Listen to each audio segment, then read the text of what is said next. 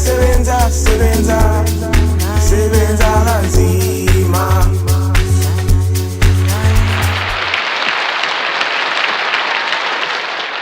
My name is Gugulethu Nyantsumba. My stage name persona is Sis G.U. Do you guys have any questions? Hi, Gugu. I love you so much. Thank you. So, knowing that your podcast is based on mental health and mental wellness, so how do you deal with like the emotional intelligence behind criticism to people saying, oh, you're coming here telling us about your mental wellness because you want fame, where else you know deep down that it's not fame, you're just trying to help someone who also goes through the same thing? I struggled with that for a long time. I didn't engage with my audience, so it would be a matter of my videographer putting out the video, and I did not deal with YouTube studios at all. So I did not see the good, the bad, the ugly. I was like, if I can stay as far away from it as possible, that's cool. And I think that works to some extent, but again, if you're trying to really build a community where you want people to feel like you see what they're saying, you value their opinions, I had to like get over that, you know, and I had to obviously be able to read what it was that, whatever feedback I was getting. But my biggest tip is that I don't speak about things in real time, and this helps with my production day. So I will record something when I'm in the midst of it, but I will release it when I'm detached from it, so that whatever anyone has to say, whatever feelings they have, it's something I've personally moved past, so it's not going to hurt me as much. Yes, you know, not nice comments will upset you on most days, but I think that because I'm now at a place, well, I'd like to always assume I'm in a better place when I'm releasing that episode, that it's cool. And people will have their thoughts, eh? And I think that's one thing you must understand, that people will think whatever regardless. Even if you are being truly intentional, if you're being pure-hearted, people can take the most beautiful thing and turn it against you and turn it ugly. And I think that's just the world of content creation that really sucks. But it's about you being sure about you knowing what you're doing and why you're doing it. And I think when you can back yourself, you'll also garner a community that knows why you're doing it. So they will also stand in the gap for you when people do say things, or rather, there'll be far more good comments than there are bad. But yeah, I think just allowing yourself to be a bit detached, especially with something like mental health that is very personal to yourself and your story. I release it once I'm done with it, babs. Sure. So I wanted to ask, when do you know when to pivot? You know, so you started on YouTube. Yes. And now your bread and butter is podcasting. Yes. So when did you know when to pivot? I think I was looking for the next thing. I was doing well on YouTube and I was enjoying it, but luckily my community introduced me to the next thing. So it was podcasting. And I dragged my feet for a bit because, again, I had no idea what it was. So I think after allowing myself to do the research, I then realized that, you know what, as much as I am known as a YouTuber, I can also be known as other things. Like, a part of being a creative is being creative. So you may know me for one thing, but that doesn't speak to that being the only part of my life that is creative. I can show my gifts and my talents on other platforms and in other ways. And you know what, they're not that different, because again, on YouTube I was doing sit downs. So it was a matter of now just speaking into a mic, having a camera there, and then releasing it as a podcast instead of a YouTube video. So I didn't find the change to be that hard. But again, I do think we're struggling just a bit with, you know, there's audio, and I had a good listening on the audio, and when you move to visuals, it kind of splits your audience a bit, and you may not feel like your numbers are as strong. So I'm in that right now, and it has been a bit of a struggle, but I just keep doing it, eh? I keep doing it until I know that, like, the people who like YouTube will watch YouTube. The people who like the audio will like the audio, yeah. Oh, hi, Gugu. By the way, you're beautiful. For a moment, I thought you were Rihanna when I entered this. Love that. You love that. Is it? Thank you. Okay, you're welcome. Earlier on, I heard you mentioning the importance of having the team. Actually, you said it's not that important, Yeah. and it shouldn't worry one if you don't have. So with your case, I just want to find out, when did you now decide, like, now it's time to have the team? And how did you go about finding that team? Okay, so I started my content creation journey in the beginning of 2020, and I then found my manager towards the end of 2021, beginning of 2022, and lucky enough, he scouted me. So it wasn't something I was looking for, but what made me take to him, and other people had spoken to me, was the conversation we had. It was the vision that he had for my brand without even me sharing anything. So I had already seen that there was a genuine interest, that he understood my content, that he watched my content, and therefore had a plan for my content. So I was like, you know what, okay, cool. This is someone who's already kind of done the thinking and has approached me having done so I'm willing to do that.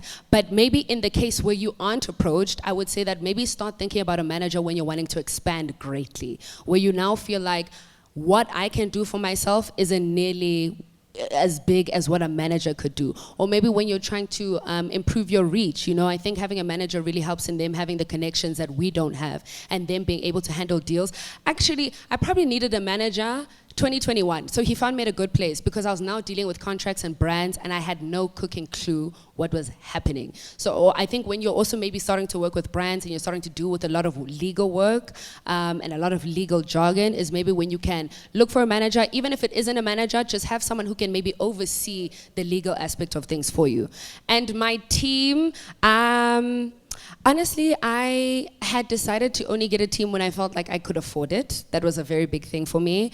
But it happened organically also. I feel like I'm living in my purpose and God has called me to do this. And I feel like wherever God takes you, He will provide. So that was my situation. When I stepped into this platform, people found me. So I found my sound engineer. We had like a relationship on Twitter, not like that, but like literally just about music. And we shared that love. And then I found out he was a sound engineer. And then we kind of started working from there. But again, I think it's when you want to expand and maybe when you hit a crossroads, when there are things that you want to do that you know you can't do, that maybe having extra people have it, or also just putting work out more consistently, especially if you have a job. Like not everyone can afford to do content creation full time. So maybe if you do have a job and you want at least someone else to be able to oversee something for you, to produce something for you, then that's maybe when I'd say start looking for a team.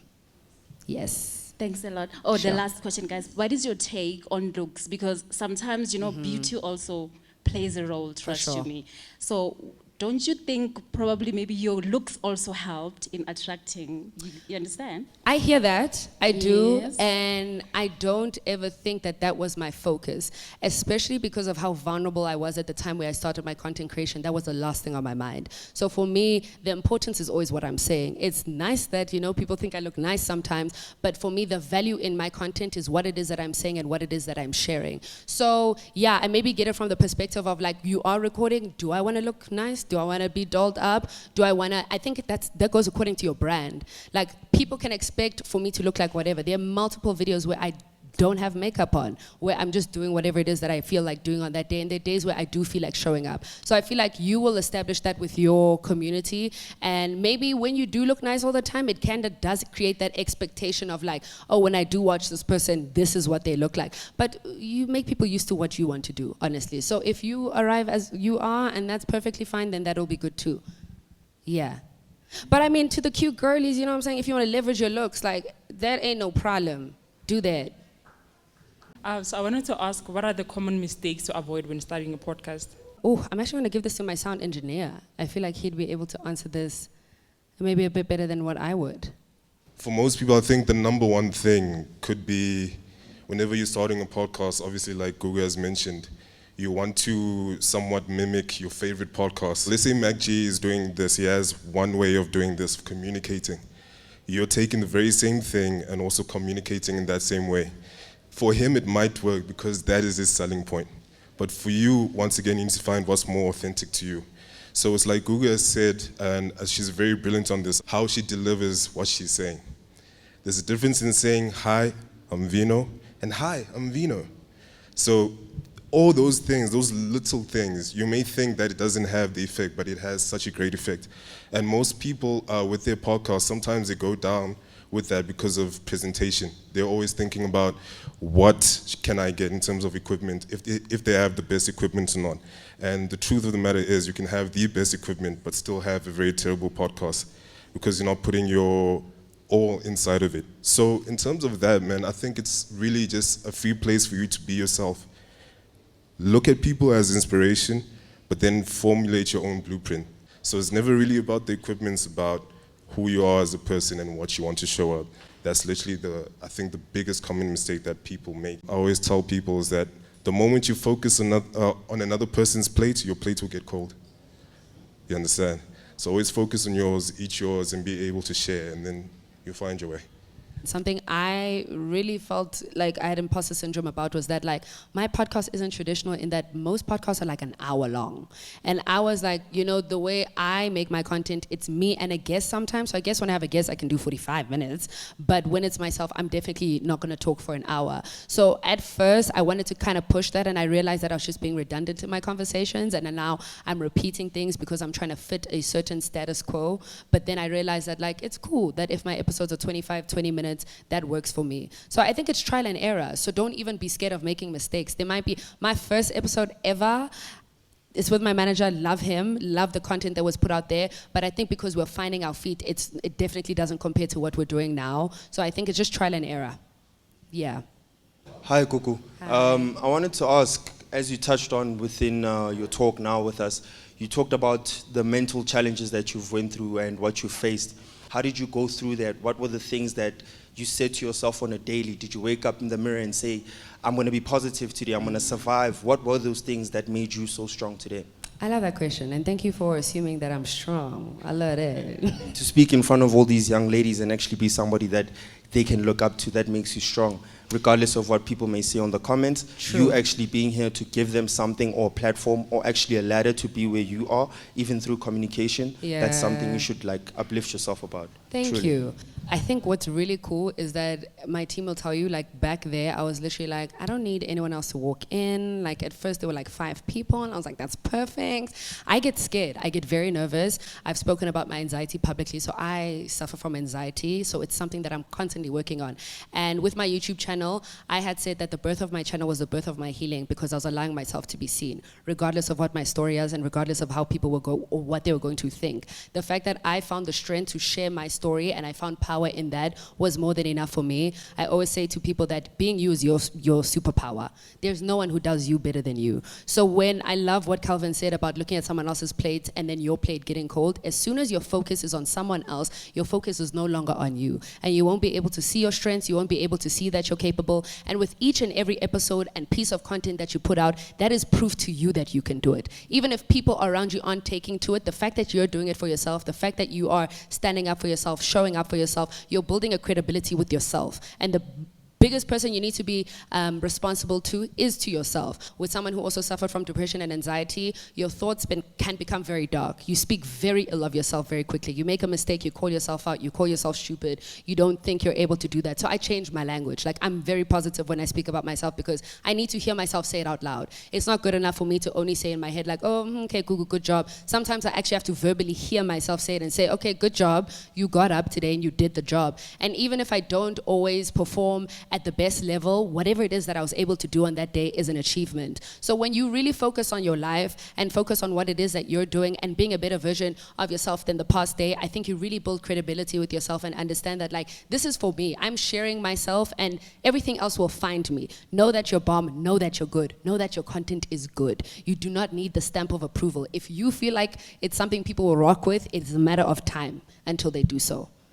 I want to ask you personally if you ever wonder about commercializing on the struggle. If those are some of the thoughts that you have because you're like, okay, we are being vulnerable here and we're going through a tough time. And then I'm cashing in and then I'm talking to these people and they are in a not so good place and selling to them. So how do you reconcile those kind of thoughts in your brain?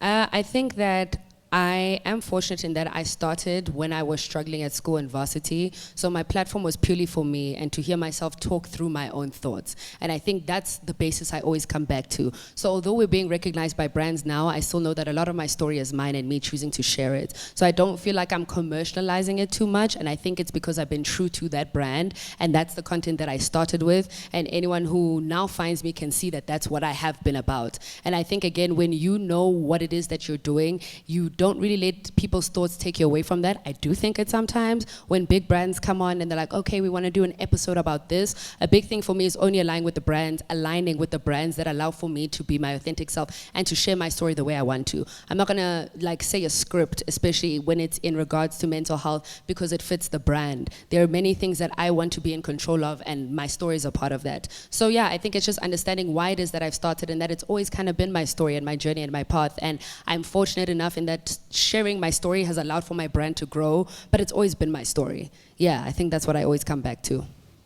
Hi, Gugu. Hi. I'm Bonnie. You're very beautiful, by the way. Thank you, Bonnie. The question I wanted to ask was, how did you stem into the mindset of, okay, I'm going to start this, you know, especially with YouTube and everything. There's so many people, you know. So how did you stem into the mindset of, okay, before I will plan everything, but actually doing it? I feel like when God puts a calling over you or a seed in your life, it's hard to ignore. It'll be at the back of your mind all the time. And it was something that I found myself thinking about a lot. And when you think about it, you think about the pros, you think about the cons, but most likely the cons, everything that could possibly go wrong. And I feel like, again, that's your anxiety taking over, where you're not realizing that this could go exceedingly and abundantly well for me. So I think my final step, honestly, was the fact that I took a leave of absence. School was out of the way. I had all of the time on my hands now, and I was like, there is nothing left for me to hide behind. I'm not a student. I'm not working towards that anymore. I'm now just an individual floating. So what do I want to build for myself? So I kind of felt like I had to be cornered. In order for me to step out into it and try. But I think that it's something that I'd always said, like, yeah, I'll never forget, it was first year and I'd come back home and my parents could see that I just wasn't passionate about what I was doing, and they asked me like, what do you want to do? What are you good at? And my response to them was that I'm good with people. And it made no sense to them because black parents were like, dude, what are you going to like be so for real? And I'm realizing now that at the time I was speaking my purpose over myself. I'm good with relating with people. I'm good at telling my story. I'm good at seeing people. And I think I'm also realizing that I've always had this seed planted. So it's about it growing and watering, and I guess you grow the confidence as you grow up naturally to know that like I can do absolutely anything I put my mind to. And even if it isn't an instant hit or success, it will get there. Yeah. I have a question regarding money. Yes. So, do you remember how much was your first yes. YouTube paycheck, and maybe a number of subscribers you had at that time, and also maybe average views, maybe per video at that time? Vaguely I remember, so I could be lying, but I do think it was around the 50,000 subscriber mark. And YouTube does this thing where when you do become monetized, they send you like a key. And this key that they send you comes through the post office. And obviously it's coming from the States. So my AdSense actually continued to accumulate for 7 more months before I actually withdrew it. So I didn't withdraw the money at the time where I was allowed to do so because I was waiting for this key. And they do it to verify that you are who you are and that you stay where you say you stay. So I think at the time that I withdrew my first amount, I was like 50,000 subscribers in. And now this is how much I've made from YouTube, like since monetization. I think it was 20,000 or just under 20,000, somewhere around there. And my views were averaging at least 15K. Per video? Per video, yes. I think a lot of creators struggle in terms of like growing as creators because of the lack of knowledge. You know, simple things such as a niche. I'm a big fan of Mr. Beast, but he'll always tell you, know your niche. I don't know what the hell a niche is, right? And then you hear other people tell you that you need to know YouTube's algorithm, and I'm like, come on, yo, I don't even know what an algorithm is. So I think, may I ask you to like delve and like explain what a niche is and how to establish a niche, and then what an algorithm is and how do YouTubers profit from knowing what an algorithm is, because I'm trying to immerse myself in this YouTube space, but we just lack the simple, basic, fundamental knowledge of YouTube as creators.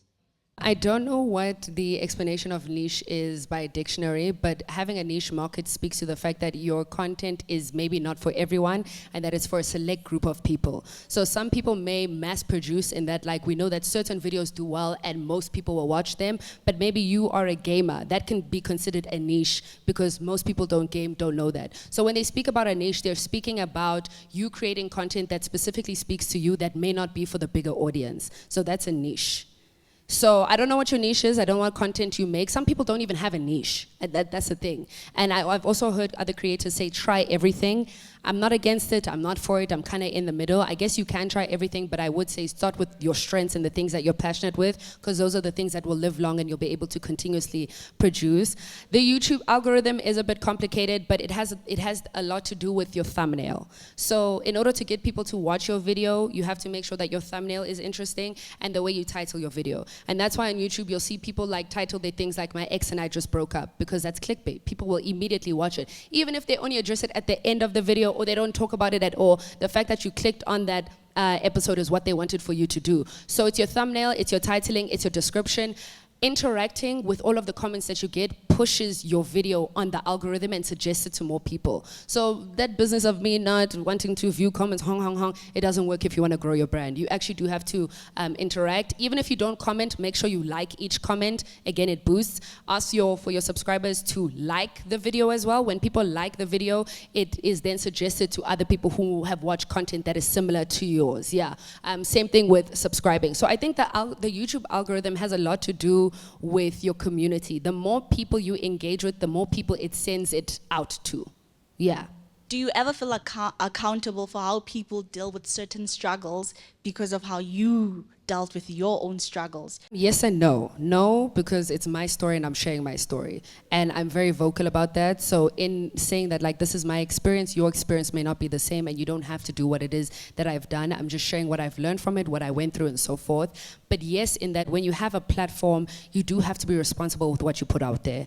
And I think that goes into researching your topics, understanding what it is that you're speaking of, and just making sure that you're putting forward a message, again, that you can endorse and stand by. So I think that's why I speak about being intentional with your work. Like sometimes when I am preparing for an episode, I will literally research on that episode and make sure that, like, at least what I'm saying is backed by some sort of article or research. I actually recently attended a Spotify workshop, and one of the creatives spoke to the fact that in her description, she will even link the articles that she read, which gives her more credibility with her audience. And again, if people want to piggyback her, they can, like, go read the articles. It's not just me, babes. Yeah. So I think protect yourself as a creative. So if you are speaking on something, show people where you're reading it from, you know? Say that, like, guys, I am not a professional. Oh, big one. When you are giving people advice, I'm not a professional. I am not a psychiatrist. I am not a psychologist. I am not a doctor in sana, anxiety, and depression, but I'm speaking from my personal experience, and this is what has helped me. So I think just being forthcoming and honest. You don't ever have to position yourself as all-knowing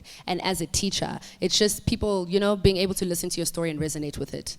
Do you ever have to deal with people DMing you on certain aspects of what you've said before, you know, be it any sort of criticism? Also, does it get exhausting for you? I can imagine being a mental health activist and people coming at you with problems. Again, yes and no. I think that because I position myself like that, I'm somewhat prepared for it, you know.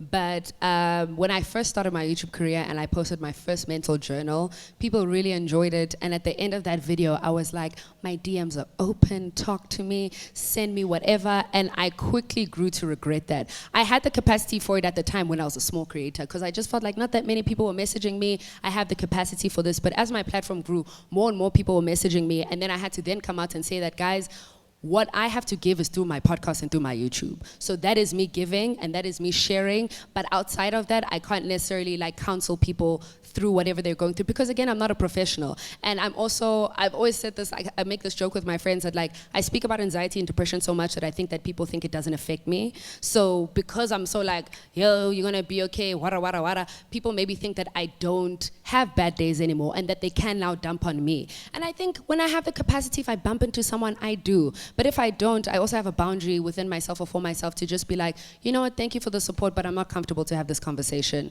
I wish you all of the best. Maybe read this book that I read that helped. Like I can refer you, but yeah, I don't put myself in the position to always have to engage. How did your parents feel about you being on the camera and I doing love everything? this question, Sana. I went about my leave of absence in the wrong way. I was struggling at school mentally, but I kept pushing for them. And then eventually I had deferred exams. I deferred my exams to the year of 2020, and I'm now preparing for them. And I could just feel like it's really just too much for me. I need to allow myself to heal. And instead of having the conversation with my parents, I took the leave of absence. Now, keep in mind, I'm at UCT. They're paying for an apartment. They're paying for school. I'm no longer a student. So what are they paying for? Did they know?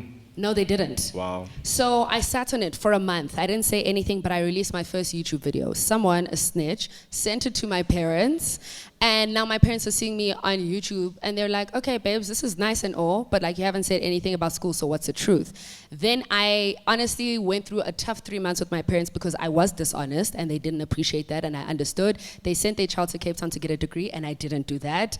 And yeah, I'm talking about content creation, something they have no idea of, something they don't understand. So it was a very long and taxing 3 months where we had a lot of back and forth. But when I moved back to Joburg, I wrote them a really long email where where I reintroduced myself. And I said, guys, you had lived with this version of Gugulethu, and now I'm coming home as someone else. This is what I want to do. These are my passions. These are examples of people that I've seen do well. This is how you make money off of YouTube. These are my plans. And I felt like as soon as I was incorporating them in that process, they were more comfortable with it, not supportive, comfortable with it, until I think the unfortunate thing is that as a black child, your parents need to see you make money in order for them to agree.